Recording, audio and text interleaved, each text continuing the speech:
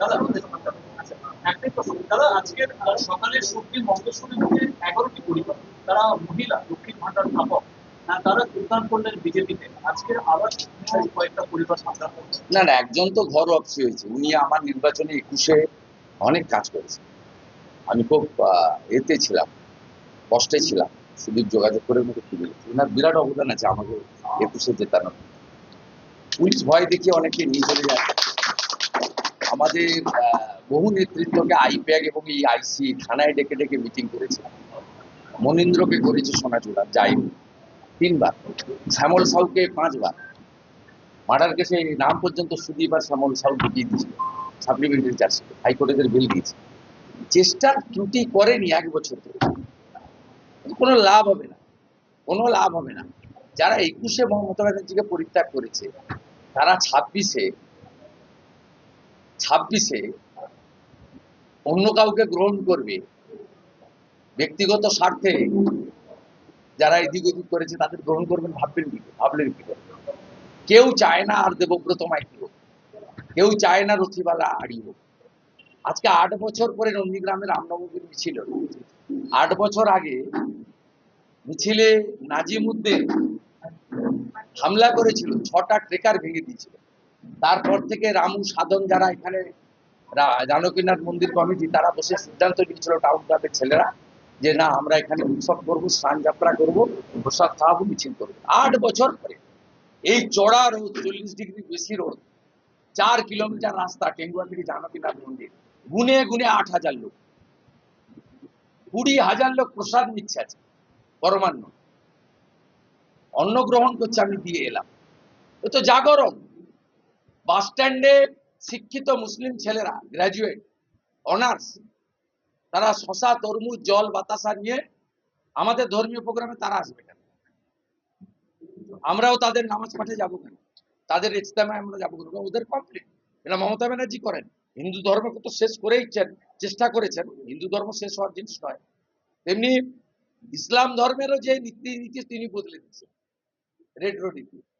আজকে তারা জল বাতাসা দিচ্ছে, বলছে চাকরি চাই, বিজেপি তাই। আমরা গ্র্যাজুয়েট, আমরা অনার্স, আমরা বিএড, আমরা পিটিটিআই, আমরা মোদিজিকে ভরসা করি। 21টা রাজ্য হচ্ছে, কেন হবে? তারা খুশি যে অমিত শাহজি ঘোষণা করেছেন চাকরির আবেদনের ক্ষেত্রে 5 বছর রিল্যাক্সেশন। কয়েক লক্ষ যুবক যুবতীকে মমতা ব্যানার্জি ধ্বংস করে দিয়ে গেছে। তাদের চাকরির বয়স পেরিয়ে গেছে, আর যুবকরা তো বিয়েই করতে পারে, নিজেই খেতে পারে না, বাবার সুগারের ওষুধ কিনে দিতে পারে না, আর একজনকে নিয়ে এলে খাওয়াবি।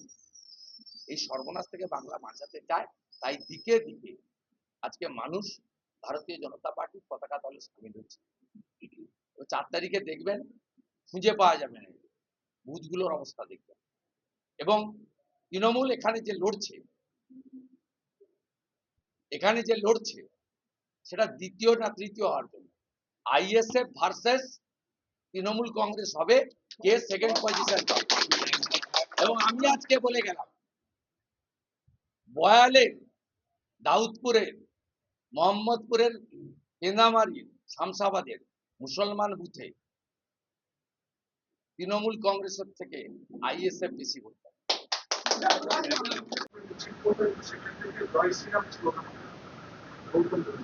প্র্যাকটিস করছি, 4 তারিখ দুপুরের পর তো বলতে হবে, ভগবান রামের চরণে আশ্রয় নিতে হবে। ভালো জাগরণ ঘটেছে। উনি একটু ওনার নেত্রীকে বোঝান না, পিতৃপক্ষে কাঁচি নিয়ে কেন বেরোন, মহাকুম্ভকে মৃত্যু কুম্ভ কেন বলেন, হিন্দু ধর্মকে গন্ধা ধর্ম কেন বলেন। আমি যখন কালীঘাটে, উনি তখন রেড রোডে হিজাব করে নামাজ পড়তে কেন যান। খিলাফত কমিটি কেন অ্যালাউ করে অমুসলিমকে? এদের তো মুসলিম মহিলাদেরও নামাজ পড়তে হয় সেপারেট, সেখানে মমতা ব্যানার্জি ঢুকে পড়ছে, আপনারা অ্যালাউ করছেন ক্ষমতার যুগে। তাই গৌতম দেবকে বলবো, আপনার মালকিনকে একটু বোঝান, রাস্তায় আনুন। অভিযোগ ভবানীপুরের আরো কেউ বদলের পদক্ষেপ, তাহলে বিজেপির কথাই কমিশন চলছে, এমনকি ওদের অভিযোগটা ডাস্টবিনে ফেলে দেয়। ওদের অভিযোগটা ডাস্টবিনে ফেলে দাও। মমতা বন্দ্যোপাধ্যায় কি কি করেন, কিভাবে মিসইউজ অফ মেশিনারি করেন, এর নন্দীগ্রাম ওয়ানের ভিডিও কি করেন বলুন। হরিপুর অঞ্চলে 752 জন বাড়ি পেয়েছে, 3 জন হিন্দু। ভেকুটিয়া অঞ্চলে 951 জন বাড়ি পেয়েছে, 7 জন হিন্দু। সব কথা বলবেন না, আমাদের কাছে তথ্য ডাটা আছে। যে জ্বালানি সংকট, প্রধানমন্ত্রী আজকে ইমার্জেন্সি এনার্জি ইমার্জেন্সি ঘোষণা করলেন।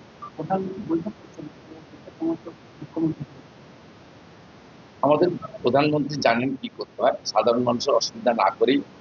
যেটা অন্য দেশে প্রভাব পড়েছে, আমাদের তো এখানে কোনো প্রভাব পড়েনি। আপনার বাড়িতে তো রান্নার অসুবিধা হচ্ছে না, আপনি তো বাইক গাড়িতে ঘুরছেন, তেলের অভাব হচ্ছে না। বাকিটা কোঅপারেশন করতে হবে। দেশের সরকারকে আমরা অন্য সময়ও করেছি, এটা রাজনীতির উদ্যোগ, সকলের সব ভাবা উচিত করা উচিত। কমিশনের নিয়োগ করা ঋণ থেকে সাধারণ মানুষকে স্বস্তি দিতে কেন্দ্র সরকার পেট্রোলের উপর সম্পূর্ণ এক্সাইজটা তুলে নিল। আর যে প্রায় 700 কোটি টাকা মোদীর সম্মুখীন কেন্দ্র, এটা কি প্রধানত সাধারণ মানুষকে পাশে দাঁড়ালো কেন্দ্র সরকার? বিরাট রিলিফ। বিজেপিকে আনুন। উড়িষ্যা, বিহারে 10 টাকা ডিজেল পেট্রোলের দাম। একটা ছেলে মোটর সাইকেল চালায়, সে যদি ডেলি 1 লিটার তেলও কিনে, তার মাসে 300 টাকা সাশ্রয়। পাশেই যান উড়িষ্যা, বিহার, ঝাড়খণ্ড, 10 টাকা 12 টাকা করে পেট্রোল ডিজেলের দাম। দাদা উত্তরবঙ্গের